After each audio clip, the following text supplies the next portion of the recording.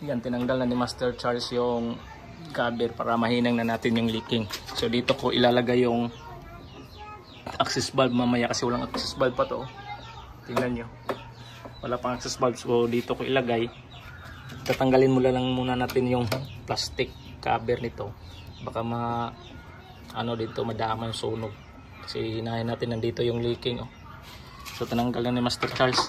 Dito ko ilagay mamaya para hindi masyadong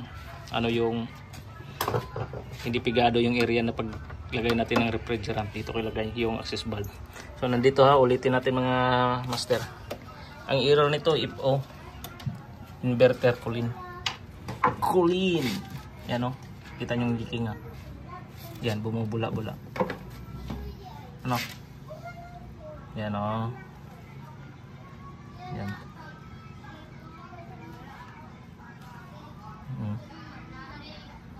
Diba? So nandyan yung leaking mga master. Confirm natin. So hindi tayo nahihirapan kung nandun sa loob. Baklasin natin lahat, pero dito lang naman. Madali lang to. Yan Alright, Charles. Alright. Standby lang tayo. Hinahin ko muna. Lalagyan ko ng access valve para hindi masyadong mahaba yung video natin.